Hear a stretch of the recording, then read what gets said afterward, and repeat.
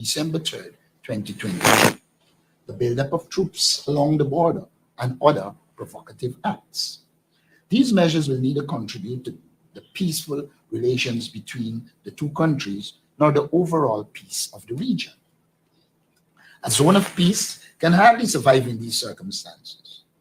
The Bolivarian Republic of Venezuela will therefore be responsible for the further decline in relations between the two states and any breach of the peaceful development of the region. Accordingly, the parliamentary opposition not only rejects this organic law, but condemns it as a flagrant violation of international law, the Geneva Agreement, and the letter and spirit of the recent joint declaration of Argyll, which calls for dialogue and peace, agreed to on December 14th, 2023.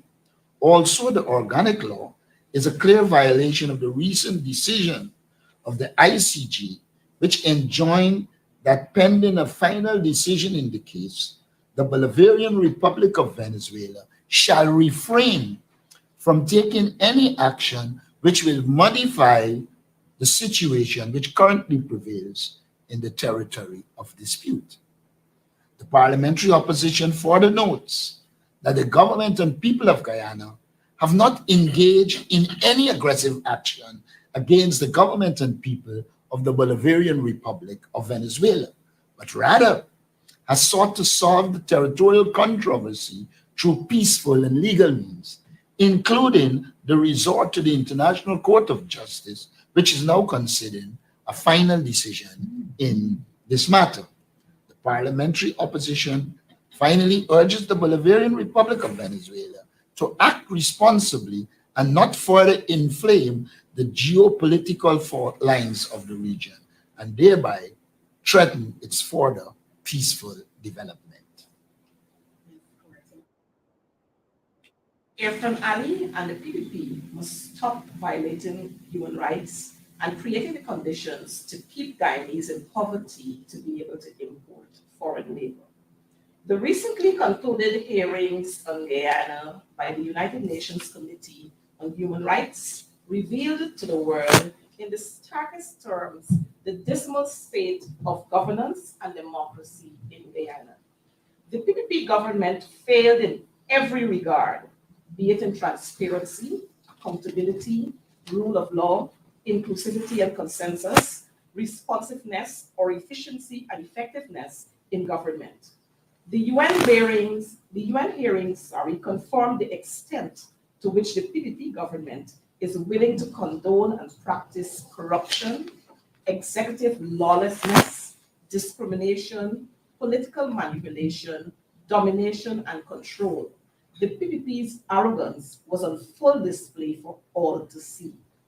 Guyanese are asking again, where do we as a country go from here?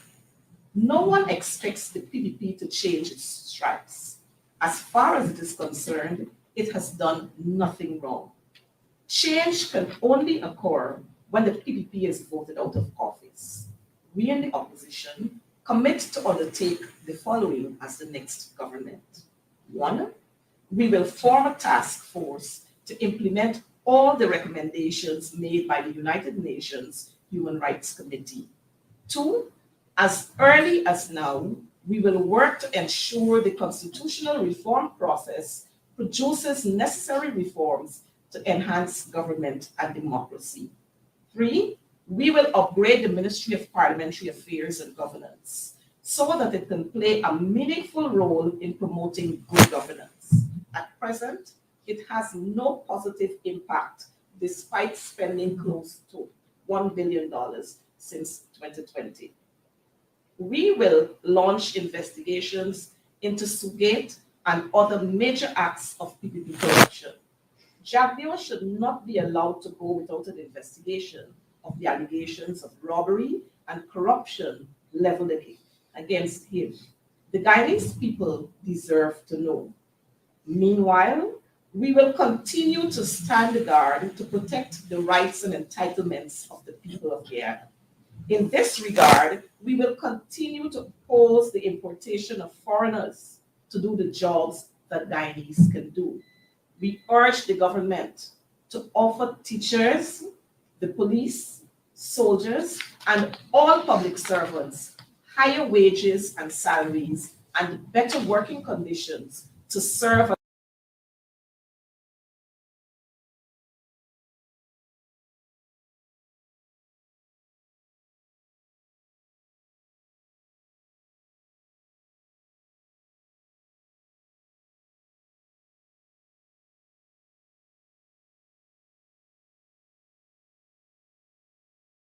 Yeah, my name is Jasmine Caldata Francis Wakenham, and since 1965 I become a voter, and I always place my ex next to the cop.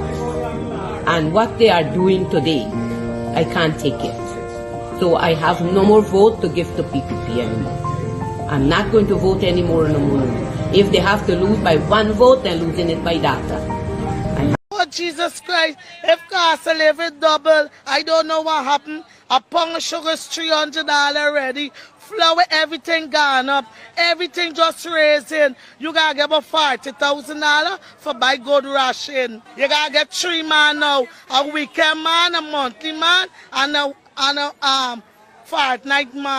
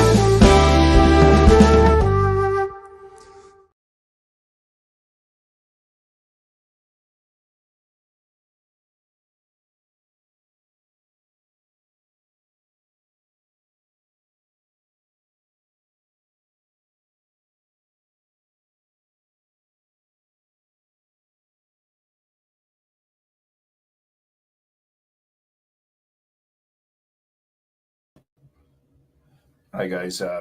Those of you who are now joining, good morning. It's a live press conference by the leader of the opposition and members of parliament. Let's just say that the no sound that you guys are getting, it's not from our end, it's from their end. And we are hoping that that can be corrected as swiftly as possible. Again, there's nothing that we can do at our end on 107.1 FM, but it's at the end of the those technical guys who are um, transmitting this press conference, this live press conference. Just bear with them. Hopefully, they'll get the information as quickly as possible that there's really no sound. Thank you.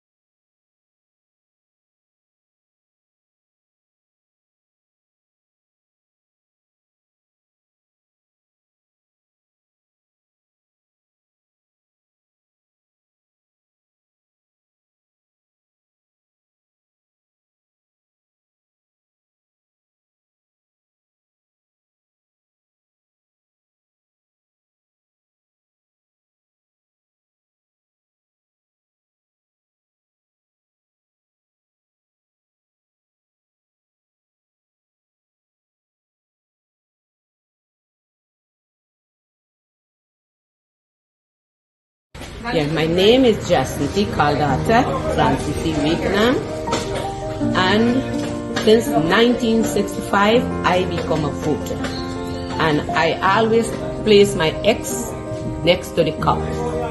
And what they are doing today, I can't take it. So I have no more vote to give to PPP anymore. I'm not going to vote anymore no more. If they have to lose by one vote, they're losing it by data.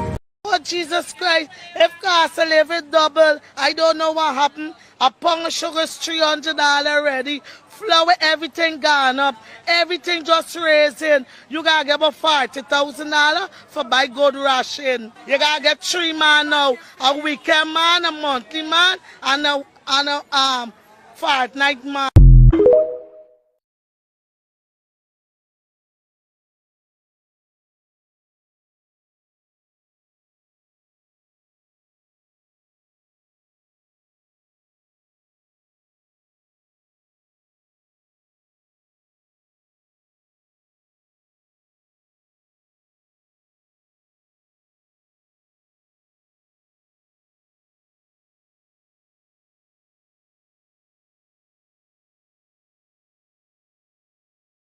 No fault of ours. Seem to have some technical problems at the leader of the opposition's studio, wherever the press conference is being transmitted from, and there's absolutely nothing that we can do at our end.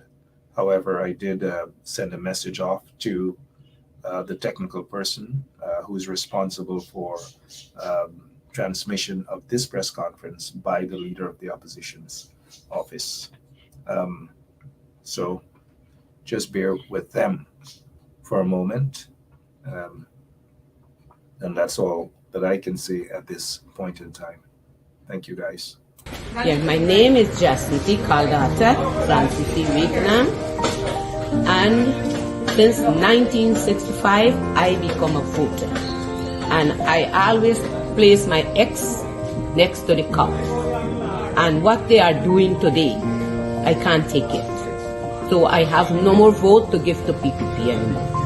I'm not going to vote anymore no more. If they have to lose by one vote, they're losing it by data. I have none.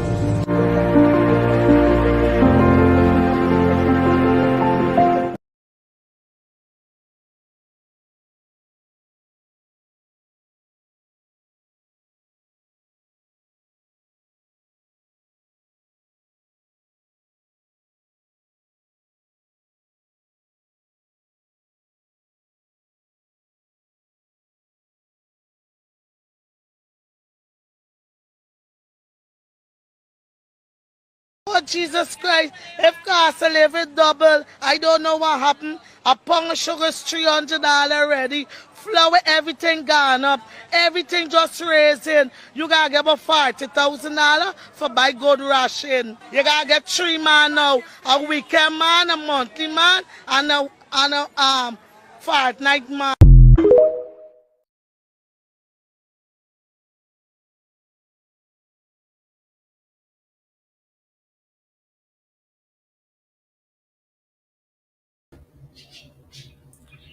All right, again, they're having some technical problems. Just don't go anywhere. Don't get frustrated. Don't let it get to you. I've just messaged them to once again let them know that there's no audio, and it's no fault of ours here at 107.1 FM. But I guess they're trying to get to the bottom. The PPP inherited a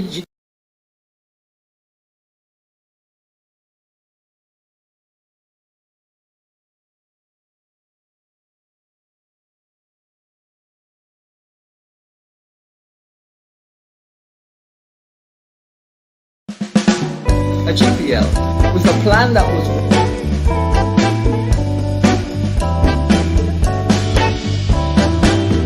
working and redounding to the benefit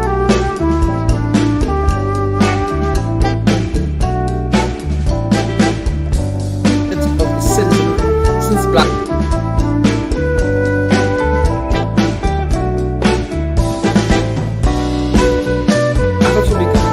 Fast.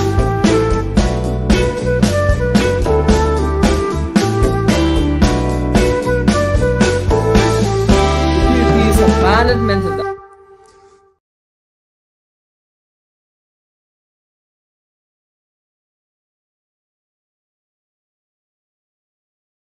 that plan and resorting to cronyism and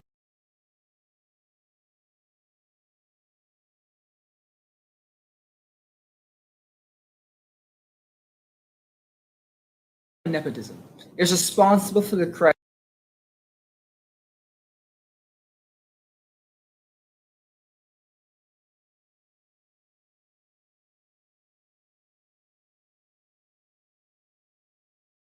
crisis at GPL.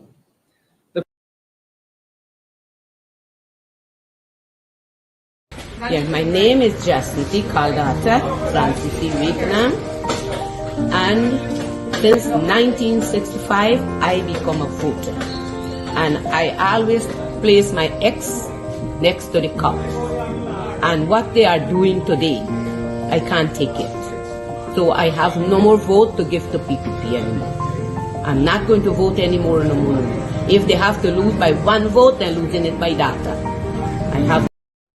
Hello, Mr. President. Oh, you feel like for Biden the model plane, the man? You see people's buy them thing. Them things already, man. Transport food and passenger around Guyana. Lord. You're the shame bad for buy something like that. Them model thing of buying from India. Lord. Best you been buy 4 or 5 Apache helicopters with no we could see weapons strap them out. Them thing that you buy, man. Lord, I ain't got shame in your face, man. Right, was a politician don't got shame, though, no? Or they don't care. They just do what you know what they feel like. But watch them playing, watch how them thing look. Them thing, me with design, me long, me not see a country with design playing like that since in the, you know, I say in the 18 or in the 18 something. And the First World War, like then, and the plane that went like, man, we see something like that, like. And even to that, the Second World War, them playing like, even to that, you don't see them. My Lord, President. You should have shamed me or the shame you as a president for going to stand up near a plane like that, you know. To say, hey, we buy something for Guyana, to defend them country, or have secure them border. Oh my God, Lord, have mercy upon the people in Guyana with them thing that could do anything. Oh my God, look how that thing look. What the design. I mean, young people must get rid of that thing out of the heap of them had them, man. They got to be from a rubbish heap. You know, shame, like, man, me the shame. The government may be shame bad for buy something.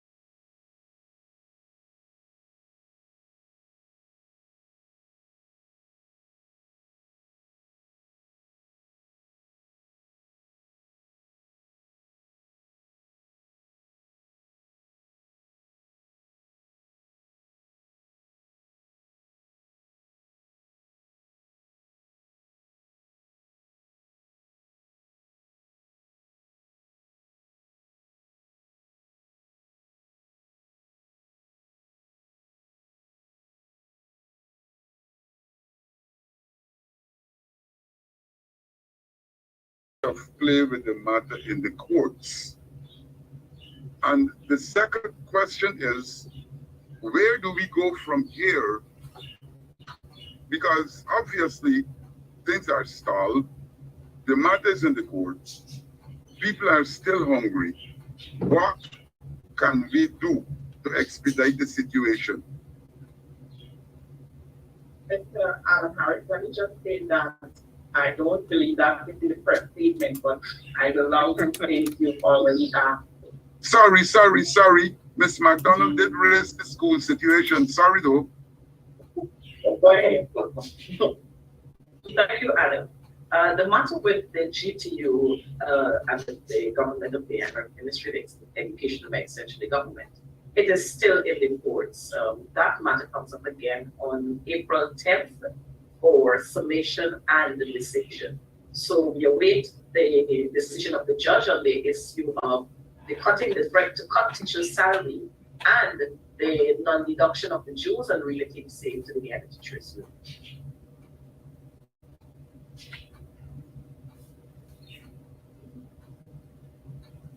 I think Grant has been very clear. Sorry, in the meantime, where do we go from here? Do we still sit and wait while this situation is languishing to the court? Well, I would say, Adam, that today is the 5th. The 10th is 5 days away. The 4th, yeah, 6 days away. No harm in waiting.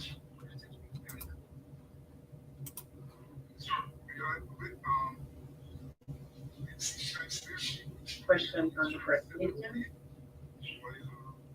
Yes, since nobody is ready, can I? I have a hand. I can get back to you. I have someone in the studio who is about to ask the question. Dear colleagues, we say. Good morning, Chairman Alexander on your statement, you said if you elected among the several things that you listed in the opposition would enhance the constitutional reform process to better governance and democracy.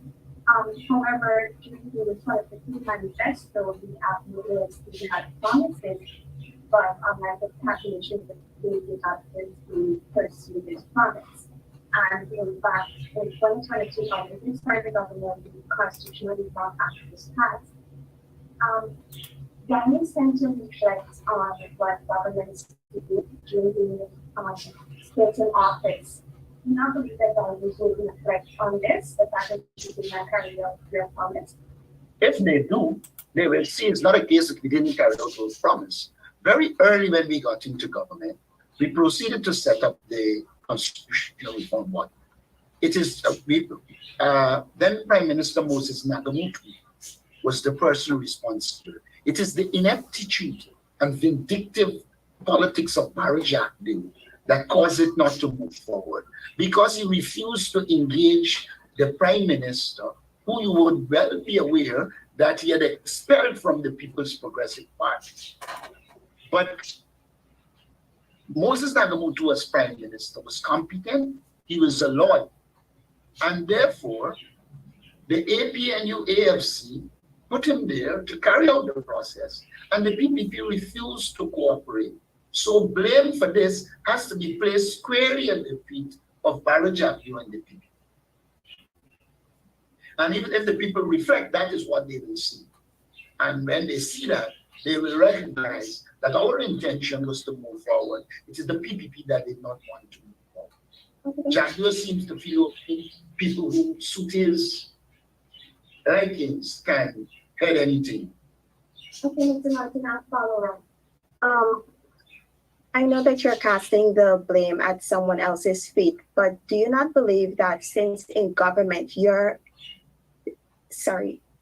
while in government, you did not have the responsibility to personally pursue this? I mean that millions were being passed every year, but yet nothing was done. In fact, I'm looking at an article here in 2018 that says indeed Nagamootoo was responsible for this. However, again, thing was done. I'm asking if while in office, did you not have that responsibility, not casting the blame at anyone else's feet? We are not casting the blame. We're talking about what the truth is, what the reality was. The reality was we attempted to have the constitutional reform move forward, but the opposition then at the time, headed by Barajak, who had no local standard and determine who should head it, sought to have that change. And the government at the time felt that its prime minister was competent, he had the responsibility, and it was the opposition's role to identify their person and let the process move on.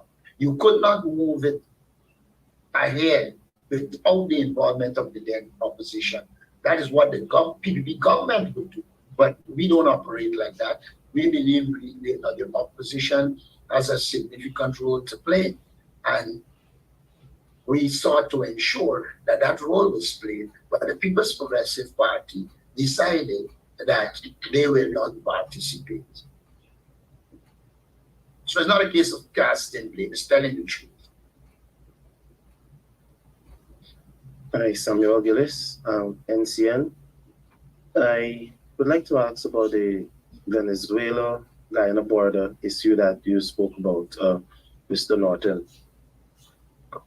While we await the outcome of the matter, what can Guyanese do on the ground, on the foot? What can we do while we await the bigger outcome of this matter? What do you advise that we as locals do? We have given a plethora of advice to the government. Among them, we had said to the government, you need to start a public relation campaign in Latin America and the Caribbean. Because a lot of people in those parts of the world didn't know about the arbitral award meeting. The government had failed to do that. We had said to the government that you need to have a more proactive approach in terms of dealing with border communities and Essequibo in general, and Guyana. They have failed to do that. Apart from producing some handbills that says Essequibo is our own, which none is wrong with, they did nothing more. And so we kept outlining to them. We have said to them, parachute diplomacy doesn't work. They're finally parachuting, and most recently, the speaker parachuting into a conference overseas wouldn't work. We said you have to restructure the Ministry of Foreign Affairs, ensure that you have competent staff that prepares documentation and information, and that they engage their diplomatic counterparts, having worked out clearly where you're going in terms of your diplomatic strategy, so that by the time you arrive at the heads and the ministers, etc., you would have had a clear workout diplomatic approach. The government has failed to do that. There is no consistent organized education of the people of Guyana. After Argyle, I sense they finally decided that all is good and well. I think he misses the importance of a proactive diplomatic effort as well as a proactive PR effort. The PPP is so bent on falsifying information that PR for them seems only to be the falsified information they put up. Public relations also involve educating your populace to achieve the objectives you want to achieve. The most critical, one of the most critical, is education of the population, engagement of the international community, and ensuring the appropriate actions are taken as it relates to border communities. If I may ask a question, thank you, sir. If I may ask a question, GPL, just the other day, the government signed US $83.3 million agreement to advance a transformative solar power project, GuySol. And they said that this is to, in parts, provide about 27,000 households of Essequibo, Linden, Berbice with clean energy. Do you think that this move will help with one, transforming Guyana into the era of clean energy, to help with the blackouts that we've been experiencing? If I recall correctly, I believe that was a program that was initialized under the coalition. And it was just that the PB is carrying out the program that the coalition had put in place. And to that end, of course, providing clean energy is something which is valuable. But let's not stray away from the core issue here, which is that there were plans in place to provide substantially more generation capacity. Garden Eden plant being an expansion there, as we spoke about in the press, in the press statement, is really something that was abandoned and should not have been abandoned. What has resulted is a serious shortfall.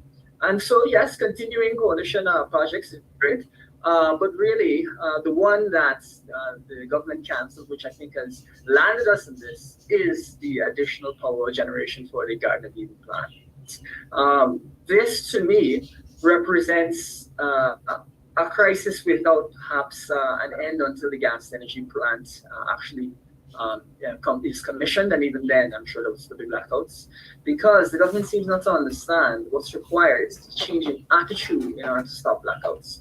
You can't just barely get enough additional power to deal with the projected demands, because demand is rising quickly, and also because the existing generators sit in excess of 60% are classed by GPL as unreliable. We've got to do better than this. May I also add that we said in the break statement, there's an absence of planning. Irfan Ali told an international journalist that they have no plan. He makes the plan as he goes along. If you're making up the plan as you go along, then you would lack the capacity to sit, look at the needs of the society, and then plan to achieve the solutions you need to the problem to ensure that we should have current. Let us recall that the PPP spent 23 years in power before 2015. This blackouts proliferated. We came to power in 2015. We developed a plan which they have, and they could have continued. They abandoned. They like to criticize Patterson, but he left them with a plan. They abandoned it. And the result is what we have here. So it is the absence of planning. Now, secondly, we advertised internationally, and we got a competent professional to manage the Guyana Power and Light Company. And you saw the improvements. By the time we left government in 2020, blackout was virtually a thing of the past. You bring back a man who you yourself said was incompetent and put him there in a decline. And then out of the blues, and then songs like Nandlal emerged. One doesn't know his professional competence. One doesn't know the process that led to him becoming head of GPL. One doesn't know his competence, but we're seeing it, the absence of competence. And that is why we said in the press statement, it's a function of corruption, cronyism, and nepotism. That is what you see manifest. Thank you. And Mr. Adam Harris had a question. I'll take that, and then I'll move to Mr. Mark Benchler. Yes, sorry. I also wanted to talk about the blackout. Mr. Patterson released a comprehensive document on what was done. And he talks about the importation of some generators from some organic place, and these generators aren't working.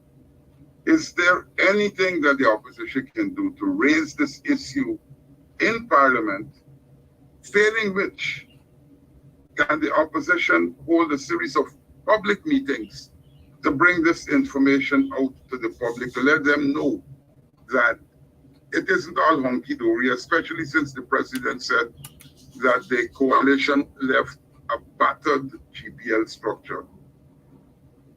Well, I won't defy the president's written answer. I will say to you that yes, the opposition parties can go on public meetings, but it is not just on the question of blackouts. It has to be on the general crisis in Ghana.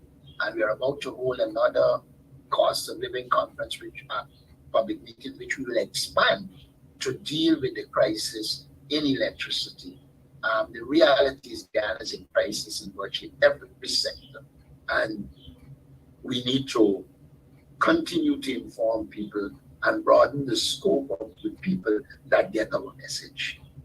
One of the things we really want to emphasize here, Adam, is that when it was first announced that they were going to be purchasing these used generators, we advised them, first of all, not to be looking at used generators, but second of all, to get redundant capacity, to get an additional 50 megawatts. Because of course, if those generators don't work out, you'll be in a crisis immediately. The other thing that really we will continue to highlight is this: even with those 17 generators, the national generation capacity that the government is using would still be below what is required by the country according to GPL's estimates. So really it is that all along, they, through their extreme incompetence, have just allowed this crisis to escalate. And so we will continue to highlight these critical issues. What we're doing today, though, is we're trying to prevent, in another 3 months, us having this same conversation, which I can tell you, unfortunately, is highly likely. Mr. Mark Bencham.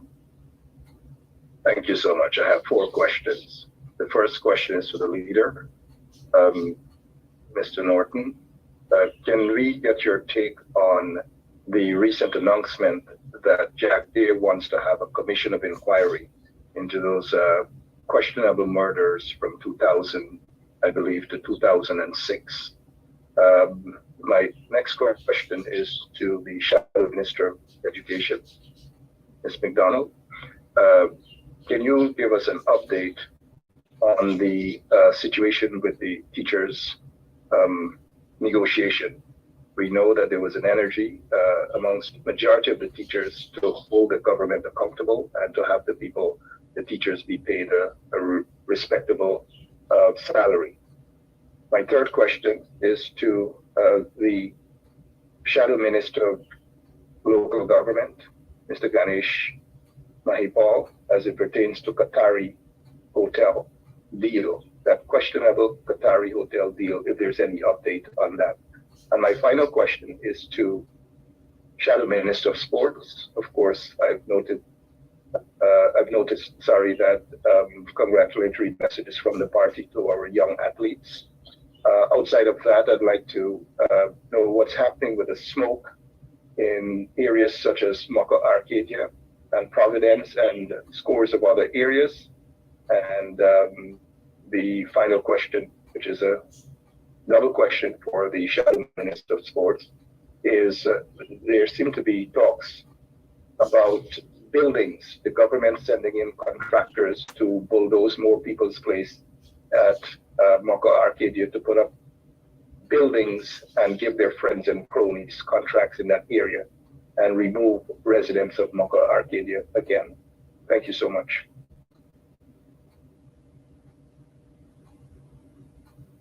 Well, I think it's my take on Jack Day wants a commission of inquiry.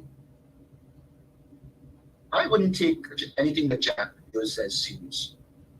And for Jack Day to have a commission of inquiry is charging Caesar to be tried by Caesar. He will obviously find himself not guilty. What is needed is an impartial, international inquiry into the extrajudicial killing and all the alleged corruption and bribery of Barry Jack. So Barry Jack should not be at the center of any investigation, including calling it. And as far as I know, the law provides for the president to set up commissions of inquiry. I don't understand why Jack Day believes he's Lord and God. And even something as simple as allowing the president to make a pronouncement on that, he has to make I wonder if Jack Leo will feel any day that his ministers are competent, that he could line a table with them and have a press conference, or he believes that he's the omnipotent, the omniscient, and the omnipresent, and only he alone can get these things done. And even if he believes that, it's an error because he's a failed leader, and all the projects he would have handled in this country have failed. I think the best thing for him to do is retire. If I can add, as the leader rightfully said, I don't think we can take Jack Leo or PPP seriously in this matter. Look, they have failed to investigate a number of recent murders or extra persons who would have died under suspicious circumstances, or which could be considered as extrajudicial killing. For example, or in Boston, from Region 2, you had Crandon Bacchus on the East Coast, you had the famous Paper Shorts, and so many others in recent times. So why do you believe that they will actually look to solve these murders from since the 2000 era when you have active cases still open and you're not investigating them?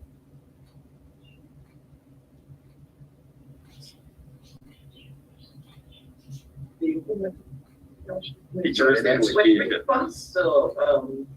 my response to Mark and Scott, the issue of the teachers' negotiations is at a standstill. As a matter of fact, we are awaiting the board's decision on the two substantive matters. One, the cutting of teachers' salary, or the threat to cut teachers' salary, and two, that of the non-deduction of teachers' dues and relating them to the union.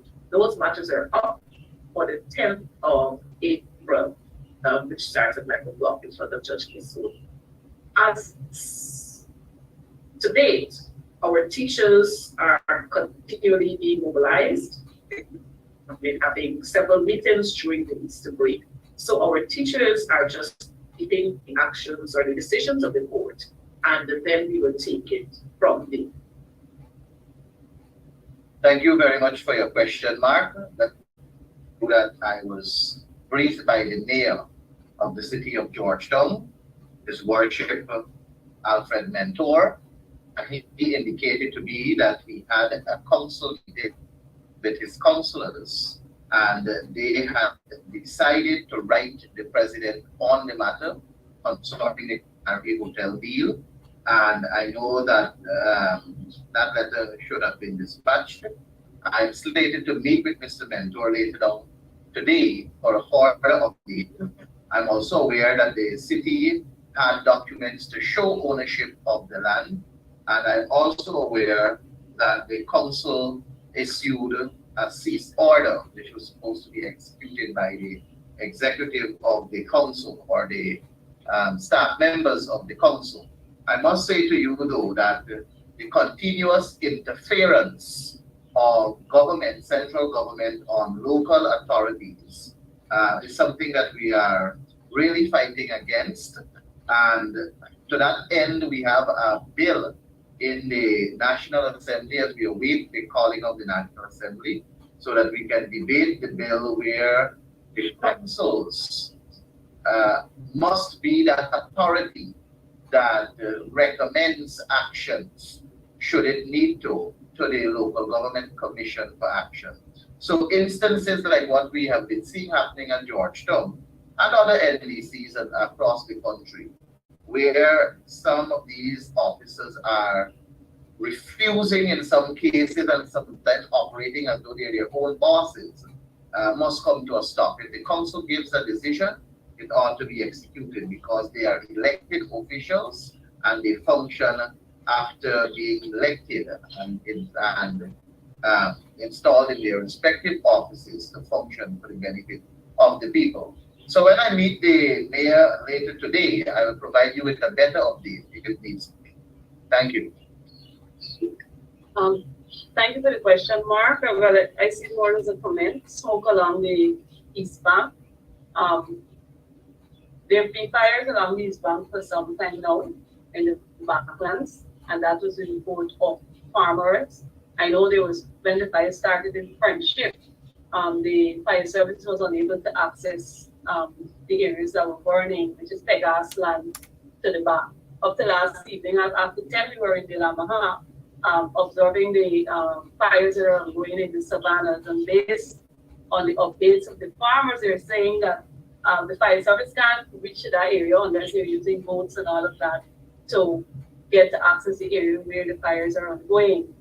What this says is that the government needs to invest in more equipment and probably craft or something to help to fight the fires from air, because we have Pegas land, so we have fires that will go just like that, wildfire, and we don't have the capacity to deal with it, and it is being a serious health hazard for persons who travel with asthma or any difficulty because of the excessive smoke that you find right along the East Bank corridor, and it is sometimes very, very uncomfortable.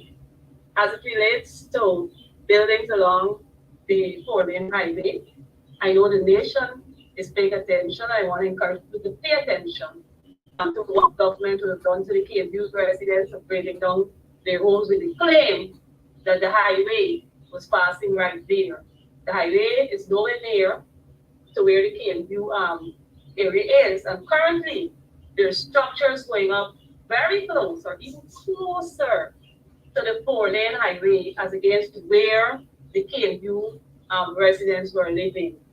We will continue to monitor this situation, and I heard you mention that your plans to do for the grading dog. I hope the piano will not sit down idly and allow the government to continue violating human rights and disrupting the lives of our children and families in such an inhumane manner. I also think we need to point out that the government's talk about climate change is just that talk. If they were serious about the environment and climate change, then they would have been aware that there is this heat wave that was expected. They would have been able to recognize that they need to plan for wildfires. Because it's not like if these fires start yesterday. If you travel the Susan Indian Highway, you are seeing wildfires. If you go to the Rupununi, you are seeing wildfires. I went to Kukwani recently, and on the way up, there were wildfires. But the government is taking no decision to deal with the wildfires. We are in a dilemma because when it comes to the heat that is coming from climate change, the government is doing nothing. And then when that changes and you go to the flooding, again, the government is doing little or nothing. So again, there is the absence of a comprehensive approach based on a proper plan to deal with the consequences of climate change. All the PPP seems to be interested in is what money they can get from the forests that were kept intact by indigenous people so that they could distribute it to their cronies and continue to support their elite, their family, their friends, and their favorites. If I may add respectfully to the question of the fires, while a lot of attention is being focused on wildfires on the coast, the savannas and mountains of the Rupununi are on fire and have been on fire for some time. We learned that the Civil Defense Commission visited the Rupununi, but we are yet to see or hear a report from that entity with respect to what's happening, the impact on the natural environment, and what plans they have in terms of mitigation measures, both for now and the future. We have reports that fish are literally being cooked in ponds, which are almost dry. So the heat is so intense that you can actually pick up a fish from a pond and it's partially cooked because of the temperature of the water with the fires around and the heat all around. So while the coast is affected because of its population density, the hinterland is affected in very significant ways because when the forest is damaged, you have serious repercussions, as the leader spoke about a minute ago about the impact of climate change. In the Rupununi, there are two extreme seasons. There's the wet season, which brings on floods, and the dry season, which brings on the droughts that are affecting the people in the Rupununi at the moment. And there is clearly an absence of planning. Even if you look at the coastal area, look, El Nino, the dry weather phenomenon, is cyclical. It comes every 7 years. The People's Progressive Party in government, the minister and the Ministry of Agriculture, they know exactly when the dry season will set on. They know the consequences of the dry season on farming, whether it be rice farming or other crops farming. They know the consequences on the hinterland life. But nothing has been done. If you look at Region 3, for example, there is the Borosiri Conservancy, which takes up that area of land in between the Essequibo and the Mara River, starting in the Parika area and ending somewhere in Potosi in the West Bank. That facility is dry in some parts. You can see the bed of the conservancy in Canals Polder. And at Parika, and it's dry, almost. The source of water for that conservancy is the Bonasica Creek. The salt water has invaded the mouth of the Essequibo River and by extension the Bonasica Creek. So there's no way you can pump water into the conservancy unless you want to put salt water there to damage crops. The same is true for the Essequibo, where the Kapui, Tapakuma, and Mainstay lakes are very low. And you cannot pump water into any of those lakes from the Pomeroon River, which is the primary supply area, because the salt water has penetrated for several miles into the Pomeroon River. So there is absolutely no plan when it comes to mitigation measures for extreme dry conditions, whether it be for water supply to farms or whether it be for managing bushfires. I would like to see a report coming from the EPA or from the CDC regarding the impact of this extreme dry weather and the fires, particularly in the Rupununi, on the eco-life of the Rupununi and the future of the eco-life of the Rupununi. I think additionally, people have got to prepare for an increased cost of living. Because once you're not producing the agricultural products you need, then there will be a shortage. And I think every child wants that shortage occur, the price will go up. So all of these things will have a direct impact on the life of the people of Guyana. If I can add, notwithstanding the fires that originated, actually, we're receiving reports of fires being deliberately set as well by land developers along these bank and other areas. Instead of using the normal means to, as prescribed in their contractual arrangements or agreements, these persons have chosen to just light the whole plot of fire in order to clear it. And government seem unwilling to, bring about any or institute any penalty or to deal with it head on.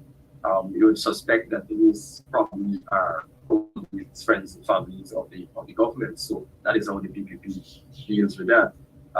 Additionally, as my colleague Morgan Williams alluded to, the EPA seems dumb, deaf, and blind to what is happening. I've only seen a statement from them on Facebook saying that they're concerned, but that is as far as they're willing to go.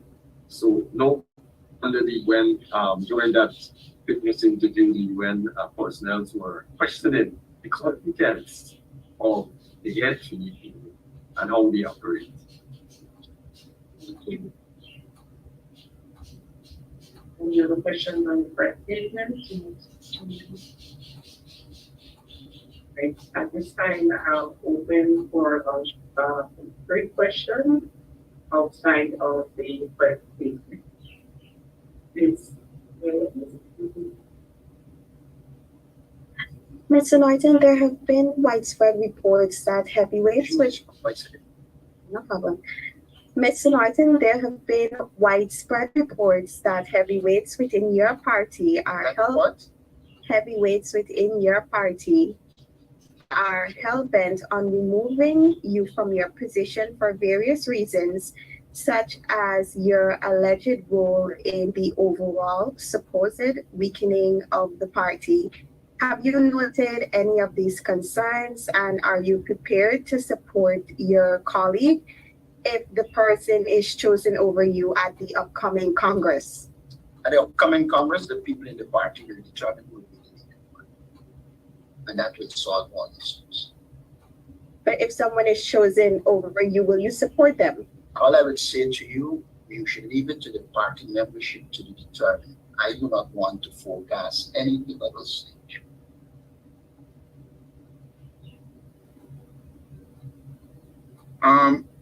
May I ask a quick question? And this is for Ms. McDonald, and perhaps the leader can comprehend. Ms. McDonald, you had an agreement with the coalition, that's the teachers.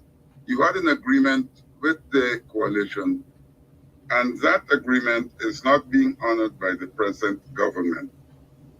I want to talk to you. I want you to talk us through that initial agreement you had, and then perhaps the lawyers or politicians can decide on the statement by the government that the GDU had an agreement with the coalition and not with this government, since I believe governments are continuous. Well, let me say to you, the agreement we signed with the coalition government ended in 2018. However, there's a clause in that agreement which says until the agreement is inked, the whole agreement will stand. In good faith, we expect the government, regardless of which political party forms government, we expect them to carry through with that, and not only to carry through, but to very quickly want to have a new agreement signed. As a matter of fact, every agreement, it carries the same procedure, the same scope, with the exception that numbers change in every proposal that is proposed again. So what is in the old agreements from 2018 is what is operating at this time. Our teachers at this time are at a disadvantage because from 2018 to 2024, cost of living, as a matter of fact, would have risen. Everything else has changed. And so our teachers are at a disadvantage because they cannot access the extras, let me put it that way, or the increased percentages, the increase in numbers for scholarship, the decrease in numbers or dollars for additional qualification, or for with the council allowances and the period within which they're supposed to have that. So having this agreement, I know that we have had the issue of the bunching, which is one that was activated by the coalition government that they inherited from the PPP during their 23 years. In 2016 to 2018, teachers were paid their debunching sums, and so teachers received lump sums of monies during the coalition stint between that period. The government of the day is now supposed to continue on that path to ensure that the process that was already established during 2018, 2016, 2018, that we would now have the scales revised, and that's the teaching scales revised, so that you're going to see seniority between a teacher who just graduated from the Sirikota College of Education in 2018, or let's say 2019, as against a teacher who would have graduated in 2009 or 2008. You would see that seniority. And so in that case, you saw the increment there of a 3-year span, so that you will see the difference in salary. What we have here presently is that the teachers are all still bunched just the same way because of this government, they have failed to continue that process. And as far as they're concerned, they should not be doing that. But the thing is, the entire public service system or entire public sector are crying out for the bunching of workers. But this government has failed to do that. We have also the issue of the housing revolving project, which was started, which we signed on to that agreement, the GTU signed on to that agreement in 2006. And as far as 2015, before government change, nothing happened. All that happened there is that the government was plugging monies into that account. As far as I know, we're supposed to have more than $400 million in an account that is between the Ghana Teachers Union and the Ministry of Education, by extension, the government. Nothing is happening with that issue. In 2020, when the new government took over, when the PPP were reinstalled in government, the proposal from the GTU with regards to the housing revolving project, that proposal was submitted to Minister Manik Chand. After we would have exhausted all the areas to get this project on board, where we would have gone to the financial institutions, that's the banking institutions, who did not give us favorable responses. And so we moved to the Guyana Public Service Credit Union, and we stated what we wanted from them, and they submitted a proposal to us.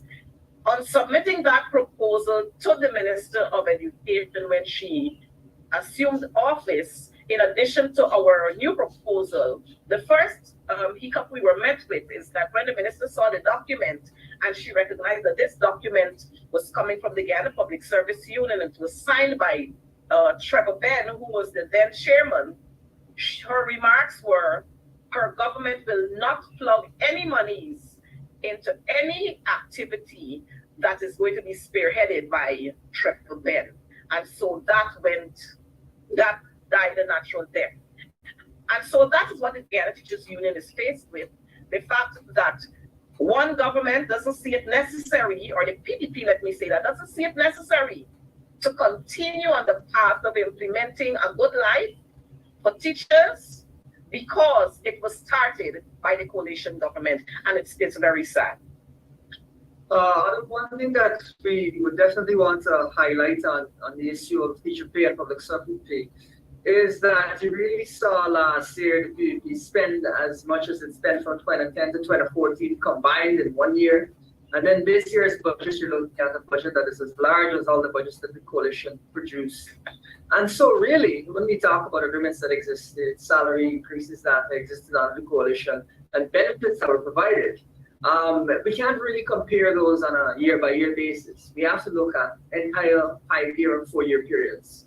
And so an agreement existed under the coalition, which is you should be looking at an agreement now that is 5 times as large as the one that existed before. If we are to keep pace with the rate of spending, and if we're to ensure that teachers receive their fair share, if we're to ensure that public servants receive their fair share, the result of this is that, as Yago himself pointed out, you've seen a 50% increase in teacher salaries from 2015 to now, but a national budget increase of over 400%.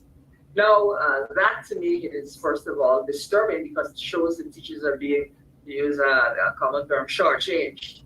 But also, even if you look at the way that the PUP raised public salaries from 2010 to 2014, the PUP is far more stingy now than they were before. Mm-hmm. Why would they do that? Why would they be far more stingy than they were before? One, of course, you can put that up to extreme arrogance. But the second, I would say, which I think many people are disturbed by, I spoke to a nurse recently who was very disturbed by the importation of labor, is that it could be that they've made up their mind that they're just not going to pay public servants, not going to pay teachers, and they're going to be looking to import people to replace Guyanese workers. That is a disturbing trend, but it is sadly a credible explanation for why they are more stingy than they were before. As a matter of fact, let me say that the proposal that is being looked at now, that the government is refusing to want to look at, it's no fault of the teachers union. Like I said earlier, this proposal was submitted in 2020. It was resubmitted several times in 2021, in 2022, and in 2023. But the government just refused. They have been refusing to look at the proposal because they're always bent on imposing salaries. And like my colleague just said, they want to keep Guyanese in the state that we're in, impoverished state. So that's their way of being able to control the people of Guyana by keeping you at a state that they want you to be at. But sorry, wasn't there something that you could have done as a union to ensure there was continuity with that previous agreement that you had with the government? Because governments are continuous. They can't just hold it. They got to continue. Well, what we have in that agreement, like I said, that agreement expired, but it was still applicable. But it is applicable. It is applicable, but teachers are still being deprived of the benefits they ought to be having. For example, in the new proposal, it states there that we're requesting $25,000 for clothing allowance. In the previous agreement, it was signed at $1,000. So you see the difference there. And so teachers continue to receive from 2018 to 2023, $8,000. The difference is still owing to teachers. Thank you. I see the hand of Mr. Mark Benchpapa. I'm not sure if it is it's still up from the last time. No, I put it down from the last time. I would have been tired by now. Thank you, Madam Chair. I have 3 questions, and my final question.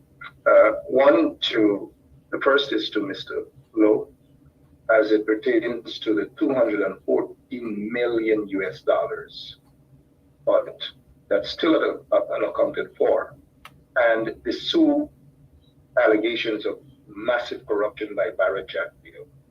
What steps, other than commenting on it here at press conferences upon press conferences, the opposition is taking to hold this regime accountable? My next question to the Shadow Minister of Sports. Recently, we see successes by our athletes, and congrats to them. And the government jumping in photo ops and celebrating, which is a good thing to celebrate, yeah. But they do very little to assist these athletes in preparation for their competitions abroad. What is your take, ma'am, on that blatant hypocrisy by the regime? And to the leader of the opposition,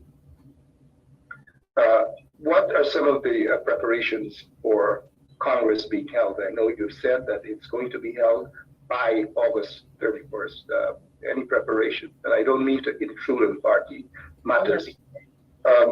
My next question to the leader, please, has to do with the recent swearing in of the members of the Constitutional Reform Committee. Can you explain the process in nominating those individuals to represent the opposition? And is there any reason why your Shadow Minister of Legal Affairs and Attorney General, Shadow Minister of Attorney General, Senior Counsel Roysdale Ford, is omitted from that? Thank you. Thank you very much for your questions, Mark. I think it is particularly useful for us to talk about audits right now, given that one of the issues being discussed is the overall cost of the Stavro Block field with a number of 133 billion, I believe, being put out there. One of the things we want to highlight to Guyanese is the reason that we've been pressing on this issue right from the start is that we worked out quite quickly that even a small error by the government in not auditing, which allows for costs to be inflated, would result in tens of billions of dollars of loss to this country. And that is why we've been pressing on this. To that end, we've been extremely, I think, successful in forcing the government to audit, and then in forcing the government to address these audits. The $214 million issue is one that we'll continue to press. But we also want to highlight that going forward, there is something which really concerns us regarding transparency, the same way that these audits concern us. And that is that the government has, of course, said that they know what Guyana's natural reserves are, but they are not telling Guyanians. Now, if you just look at those 10 reserves, I believe, 10 finds, and the average fine rate, fine size in Guyana, you could easily be looking at 3 billion barrels of oil that the government is hiding from the Guyanese people. We even saw one of the partners in the Savo block say one of those fines was over 700 million barrels of oil. There are countries, entire countries, that don't have 700 million barrels of oil in a reserve, and that's one fine. So one of the things we will do is we'll raise this issue and other issues regarding transparency with the international community and with multilateral organizations that pressure the government to act in the way that it should and to be transparent and accountable. Just to give viewers some context, over the entire 100-year oil industry, give or take, of Trinidad and Tobago, they only produced about 3 billion barrels of oil. And so the government right now could be hiding as much oil from the Guyanese people as Trinidad ever produced in their entire history. This is the scale of the mismanagement, the scale of the bad governance that you're seeing in our country, and it should disturb each and every Guyanese. Thank you. Thanks for the question. Indeed, you're correct by saying that little assistance is given to athletes in preparation for championships. When they're at home preparing, you only see the government at the international level when they go out and they come back and all of that. Then you see that is indeed factual. Our athletes in the end are way more than what they're getting. Our track athletes have to travel. I was looking at the cost, and I've been traveling from the East Coast to Lenora over the river to use the standard size field and stadium. It costs them no less than $1,000. Likewise, if an athlete have to travel from Linden to come down because they're preparing for this competition, they need access to the stadium of Lenora is no less than $6,000. And who covers that? It is the parents who have to cover that, and it is the coaches who will have to subsidize if the parents can't afford it. And so more needs to be done to help our athletes. And like I mentioned in the statement, we need to work on our infrastructure. We need to work on the support system for our athletes and coaches. It's not just about when they're going out of the country. What our athletes are faced here in Guyana, it's very challenging. Imagine national, the biggest sport track and field event we have here in Guyana. Yet still our athletes will go to sleep on the floor on a mattress, or they have to travel for long hours to get to the venue, which makes them tired. It will affect their performance. So we have to ensure that things are done to motivate our athletes and to help them to nurture the necessary skills that we have. And so it is important that the government have these completed that you mentioned, so that our athletes don't have to travel all the way from Linden to go to Lenora to get the exposure that they need or the practice time that they need on the track. It needs to be fixed. We need to have the same done in Region 4, because if you look at Region 4, Region 10, you find a lot of our track and field athletes, and on the East Coast, you find them, and we need to put facilities that are closest to them, because the bulk of the expense lies squarely on the parents and the coaches to do that. It will also be important to note that our coaches should be compensated for their hard work that they continue to do. It is not easy when you have to carry a team from one location to another, and you have to put your hands in your own pocket to finance the movement of the athletes and to have all of that in place. Also, I would like to see work being done to ensure that our athletes, when they go into camp, to prepare for events, their diet, you have a dietitian there to ensure that they have the right meals, that they're comfortable. All of this can be done, and we have to work collectively. It's not just one set of people doing whatever. We have to work collectively with our associations to ensure that our athletes benefit in the right way from what is going on. The role of the government is to ensure that our athletes have the required facilities and necessary support so that they can continue to be successful. As it relates to the Constitutional Reform Committee, as I understand it, the Constitutional Reform Commission's task is to reach out to the Guyanese people, hear their views, and bring them before the commission so that you can formulate the changes that need to be made in the Constitution. I want to make it clear that a lot of it is political rather than legal, but consideration has been given to the legal. This is a coalition, and all the persons submitted were not submitted, at least one was not submitted by the PNC or the APN. It came from a proposal from the AFC, and that was Nigel Hughes, who is a competent lawyer, extremely well known for his competence. The only person that I know in the bunch that studied legal drafting and therefore will be useful in both this phase and the next phase is Vincent Alexander, and so he is there. And the issue of changing the Constitution has a lot to do with governance and governance issues. And in that regard, Sherwood LOO was chosen.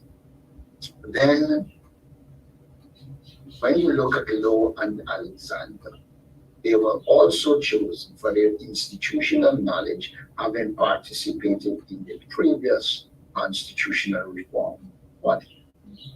It is in this context that it was felt that there was need for a young, new person who has been in the party for a while, shows an understanding of politics that can replace the likes of Alexander with political acumen and skill. And it is for that reason Danish Paul was chosen. So there was clear rationale. May I also point out to you that the process doesn't end here. When it comes to O, I should add that another factor that would have been considered is ensuring you have people who are willing to go out and do field work. Because a lot of it is field work. There are a lot of people who say they are members of parliament, etc., but you don't see them in the field doing political work and consulting people. Of course, except an election is coming. But that apart, you have what is called the Standing Committee for Constitutional Reform, is the Parliamentary Committee, which the report from this will go. And that committee comprises Cambridge, Royce, Delgita, and Amanzo Walter. So when it arrives there, there will be the formal legal inputs, which I think will give us the kind of results that we are looking for. Also, let me say this. I don't believe in identifying people just because they hold a position. The Shadow Minister Youth and Sports here, press conference. We now have an idea on youth and sport moving forward, holding the government accountable. I don't believe the mere fact that you are a shadow minister should determine where you go. What should determine is what you do. Are you out there representing people? Are you proposing to the party ideas for change, etc.? And when you look at that, I think the choices that have been made are proper choices. I also state that I consulted with a lot of persons to determine who the team should consist of. And a lot of these things are political decisions, which as leader you have to make. And I think it is in that context, all of these decisions have been made. And I do believe that we should take into consideration that the people who are our opponents, the PPP, will be there. And in your choice of MPs, you need to choose people who you know could stand up to the PPP and be able to articulate our positions properly. And it is in that context again, we see the team that has emerged. being identified. Thank you. I was all the. There was another question that hasn't been answered concerning preparations for the upcoming Congress of the PNC. Just a simple follow-up, Mr. Norton, with regards to Royce Beale and the competency in standing up to the PPP. And you're saying that those who have been nominated by you have that competence. Are you suggesting that Mr. Royce Beale IV doesn't have the competence to stand up? May I suggest to you, Mark, that I don't deal with these issues on a personal basis. I deal with them on a party basis and the interest of the nation. If you want to get into personal matters, you can meet me and we deal with them personally. No, this is not with all due respect, this is not a personal issue. With all due respect, no. All right, let me use different language. I don't want it personalized. In fact, the intention is not to personalize it. Persons were mentioned because I had to point out what is required. I don't know what conclusion you would have arrived at. What I sought to do is to give you the rationale for the choice of persons. And you could have 3 or 4 people who could stand up to the PPP and you choose one of them. It doesn't follow logically that the others cannot stand up. And you know, if you read on logic, logic has faults. And if you say because I didn't choose X or X wasn't chosen, then it follows that that person doesn't fit the bill. Then you will bring out the fallacy of logic. On the question of constitution of the Congress, the last central executive made a decision, a team that they put together to work, and that is being done. All right. I think those were all the questions. I'll take my final question from Ms. Williams. Mr. Norton, coming back to my previous question and the first half, has any party member registered concerns about your leadership capabilities? In this country, people register concerns about everybody's leadership capability. I just finished dealing with Irfan Ali's absence of leadership. I just finished dealing with Parajati, with Jafar Ali, but I provided evidence of what I'm saying. In a society like this, anybody will question people's leadership capability. What I can say to you is this, that in terms of the People's National Congress reform, since I am leader of this party, we have restored press conferences that have been in the public domain. The physical infrastructure has been improved. We have increased the membership of the party. We have got a lot of persons doing field work all along this country. And therefore, what we're doing is realizing the promise to put the party back on the ground.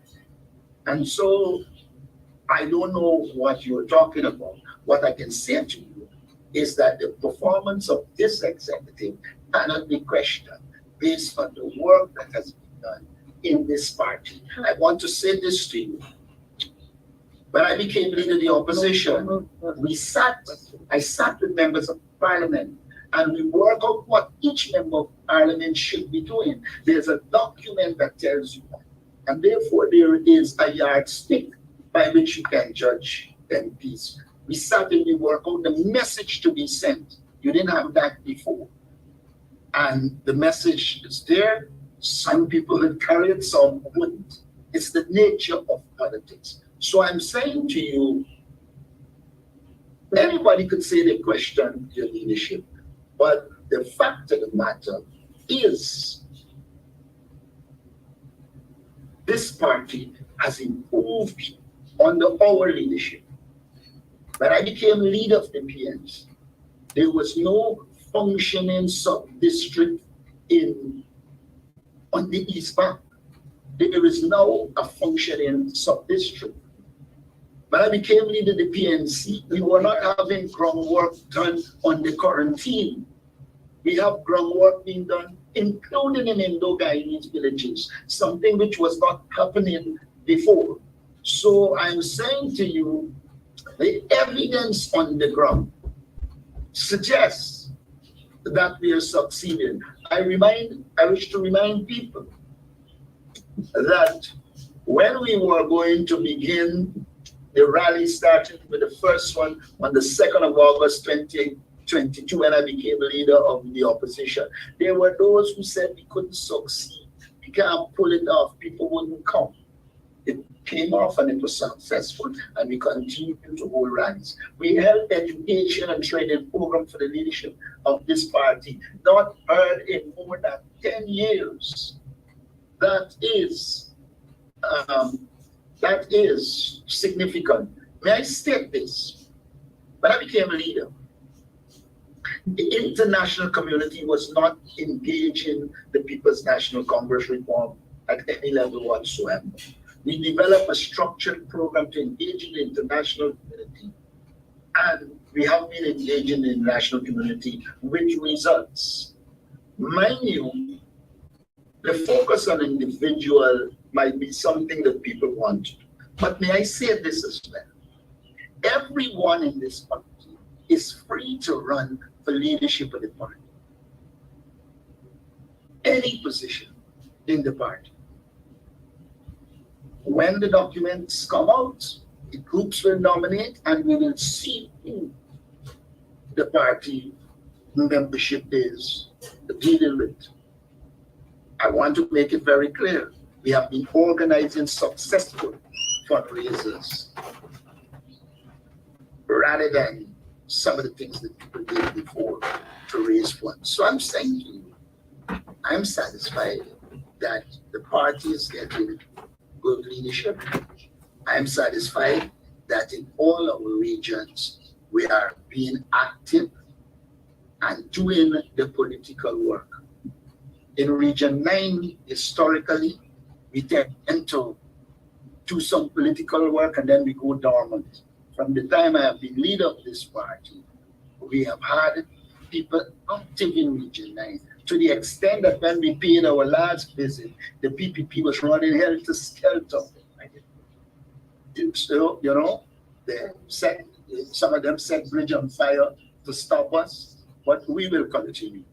My focus is on this, organizing this party to beat the People's Progressive Party.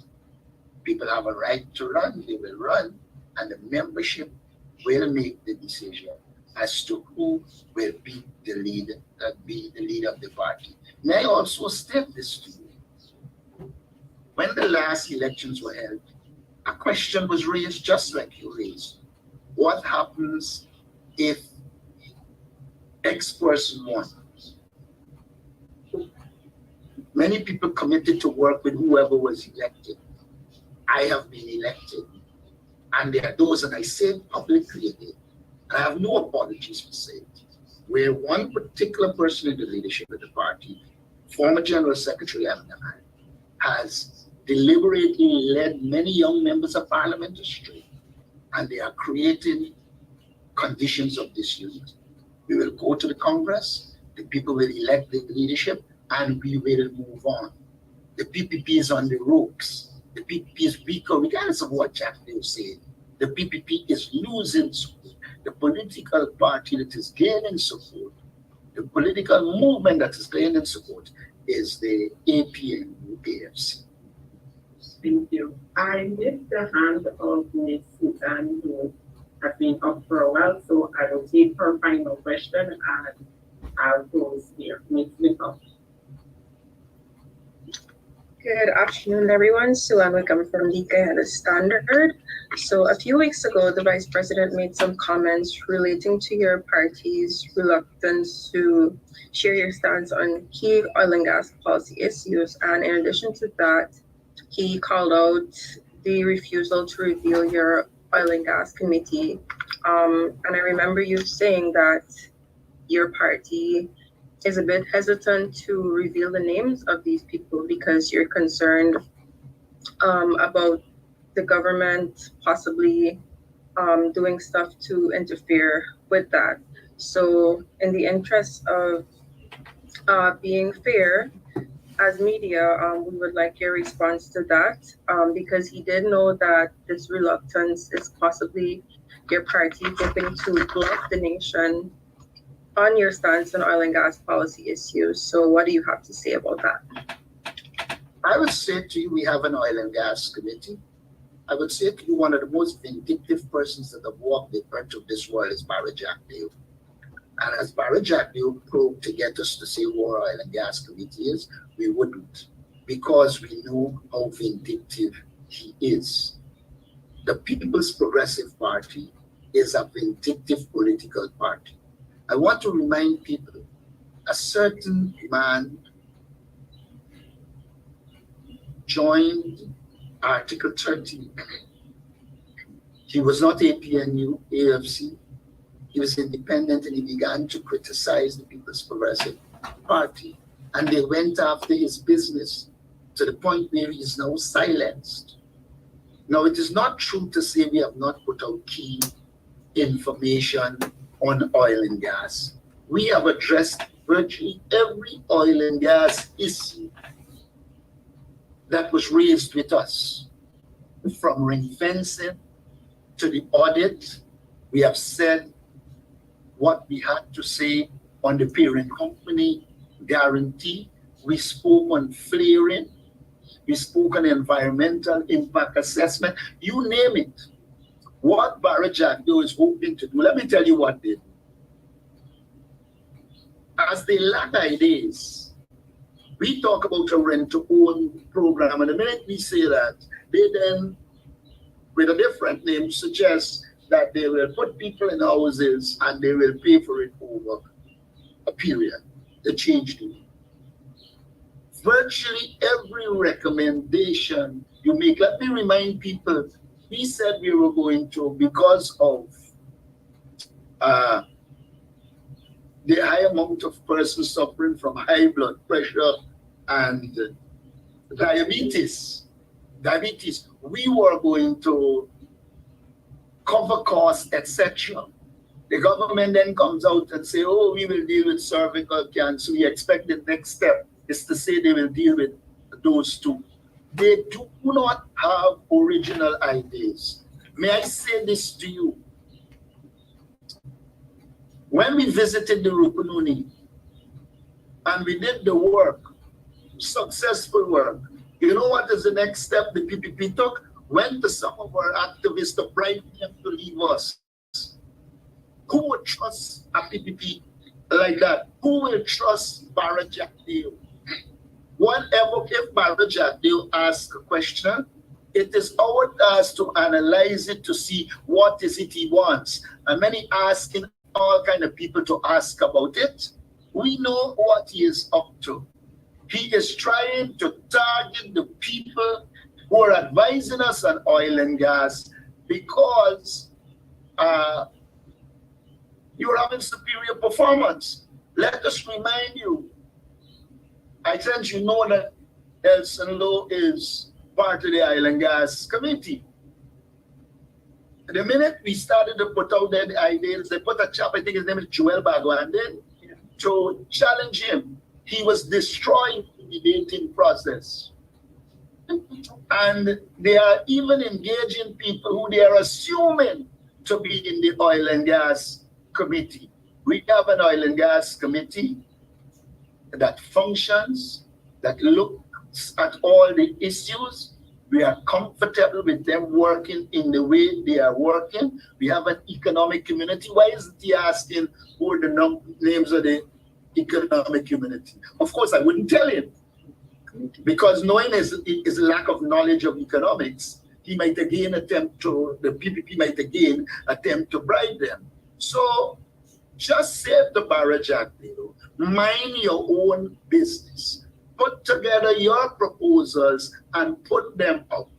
Do not worry with what the APNU AFC is doing. You have this country to manage, and you have not put out a proper housing policy, a proper education, but you have no policy to shoot. So don't worry yourself with who are in our oil and gas committee. Worry with the pronouncements we make and respond to them. In addition to that, I just wanted to add to what the leaders talked about vindictiveness. There's a young man in Sophia who he's a painter and he's a contractor. He was contracted to paint the Ministry of Home Affairs building on Brick Dam. While painting one day, he was viewing parliamentary debates, and he was watching the debates by one of our opposition MP. He was told then by a senior officer or a senior employee there that he should not be watching that on that premises. He should not be watching anything from the opposition on that premises. And the young man said, well, it's lunchtime, it's my lunch break, so I can do whatever I want. He said, not here. And if you're going to continue, then you'll be asked to leave. And the young man said, well, I'm prepared to leave. The young man left. The contract ended, and so the young man, when he went the next day, they told him they no longer want him to continue painting, and they fired him. The young man secured another contract just the other day, painting the outside of the office of the president.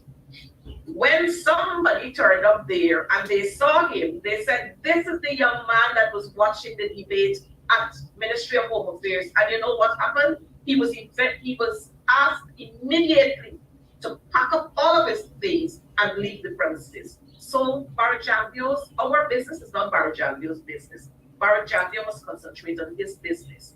And we know how vindictive they are. And that's the fate of the young man. He's walking around the Georgetown and everywhere else, and he's doing little odds and ends job because they perceive him to be a coalition supporter because of what he was watching. So we know how vindictive they are. And let me remind his treatment of Navin Chandapal is indicative of the nature of the man. His treatment of the present chief of protocol while he was president is indicative of how vindictive he is. So let us not, Ramataro of recent, him telling Janet Jagan she's a private citizen. Who would want to provide information to such a person? Let Barajagdio mind his own business. Just one follow-up. So, in addition to that, the main concern is not really, well, for media, because our job is to ask questions that the nation they have in mind. You mentioned that you guys would have put out your policies on almost every issue in the oil and gas sector. However, last year, when the draft new model PSAs were out, there was a public consultation period, as you would remember, which was extended several times, and well, it ended up going to Parliament, and we did not get the response from the opposition. In addition to that, there was the draft data bill and several others, and we've yet to hear your take on those. So it's more than just the politics. If the nation has these questions, it comes down to a point of them having to take your word for it and having faith in your word, because, well, they won't be able to know who these committee members are. Firstly, because you said that there is a vindictiveness. So if we can't know who the committee members are, and then there are instances where we are told we're going to get answers and we end up not getting them, that sort of lessens the faith that there is in your party. So what's your response to that?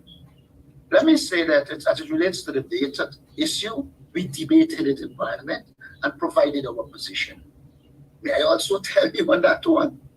A person who accesses contract from the government worked in that committee. Am I supposed to go and say X person worked so that they lose their contract tomorrow? Let me tell you what happened last weekend. We were prepared to pay a grader, a bulldozer, to bulldoze and level Congress Place to for our funding. Many of the contractors, including the Afro-Guyanese contractors, tell you they're willing to do it, but they know full well the minute they do it, they will lose their contracts. So we have got to be concerned.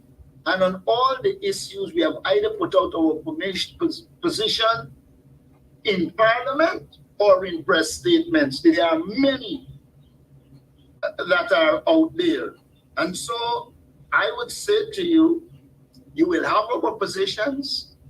Obviously, going into the elections, we will have to outline our oil and gas position. I recall in my first parliamentary speech outlining clearly where we go in terms of oil and gas. So our positions are out there. So I do not see the need for us to say X person did it, Y person did it. Ask Barry Jagdeo to tell us who are the people while we were in government that he used to use to tell you business, and see if he can tell you.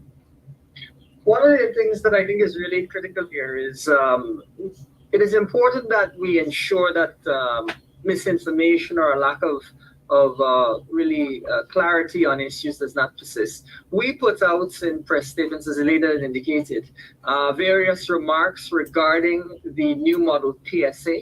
And in particular, you'll note that we recently even said that, given that Jagdeo was calling for, he says if the opposition can put out a proposal to improve the contract, he will take it up. And we pointed to the fact that the new model PSA had terms in it that could be leveraged in order to improve the existing contract. What you're really seeing is an attempt to really by Jagdeo in talking about this issue to distract from the substantive facts. He has abandoned his reasoning that there's some sort of contract sanctity that he has to preserve, and now you're seeing him do is scramble for reasons as to why it is that he's not looking to improve on the existing contract. We'll of course remind the Guyanese public that we have in the past improved on that contract while in office, as an example, ensuring that royalty is no longer recoverable. It used to be recoverable. So that is one half of this. But the other half of this is that you will perhaps have observed that in press conferences, whenever he speaks on an issue, he asks who said that, which person said this, which of course alarms a lot of people. And I issued a challenge at a press conference for him not to use that kind of language, but to focus on the issues. A couple of weeks after that, he was at a rally, was it Bob John or someone, and he was saying, we will deal with opposition figures. Now, when you have that kind of approach, you really are going to cause people not to want to speak out. And to me, what we should take away from this is, do we want to be living in a society where people have to be fearful like that? To me, that is obvious that this kind of society is not appropriate. And I need to make the point that we're not afraid of our Jagdeo. He has a closet that is skeletons. Burnham said it years ago, if you kill one away, another Rasta can take place. But let me remind you, this is the same Barry Jagdeo as the UN Human Rights Committee start to expose the government. He asked, he has no class. He wants to know who submitted the information so he can deal with them. Barry Jagdeo, the least said about him is the better, or else you will sin your soul. The things he do, the things he does, are unbelievable, unparalleled. They can only be compared with wickedness and evil. And so we reiterate that Barry Jagdeo will not know the members of our committee. Ask him to tell us who Sue was talking about when he said that they collect money allegedly on his behalf. Let him begin to tell us who is his inside men that are making the deals, and then we will probably help him with some of the names of our committees. Our committees are professional committees that have been doing their work, and the work has been putting the PPP on the back foot, and there's where they must stay. I have a final question just before Adam Harris. It has to do with the Commissioner of Information. Miss Haynes, my apologies. I'm taking after Adam Harris. The Commissioner of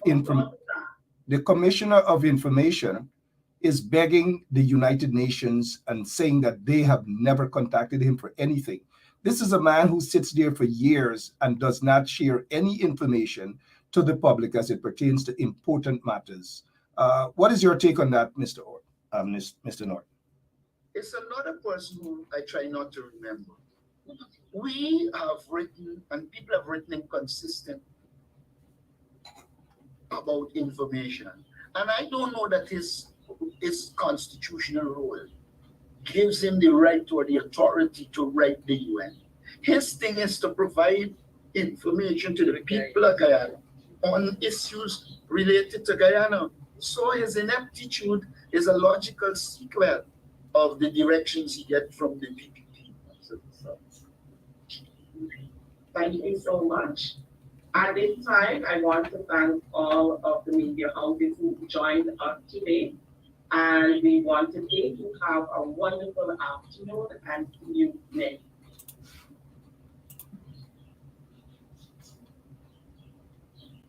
Yeah, my name is Jacinty Caldata Francis Wakenham, and since 1965 I become a voter, and I always place my X next to the cup, and what they are doing today, I can't take it. So I have no more vote to give to PPP anymore. I'm not going to vote anymore no more. If they have to lose by one vote, they're losing it by data. You could probably, on the maritime area, give Venezuela a channel out to the sea. So you make a slight concession in the maritime area. Oh, Jesus Christ, if cost of living double, I don't know what happened. A pound of sugar is $300 already. Flour, everything gone up.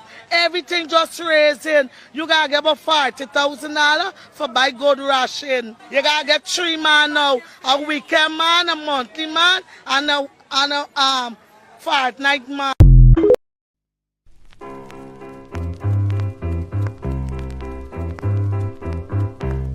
Hey fans, it's karaoke and oldies night this and every Thursday at Club Twilight Sideline Dam, Buxton. Dance to the magical songs of yesteryear by popular DJs and Camps Audio. Admission is free. Come out, let's make memories at Club Twilight Sideline Dam, Buxton North.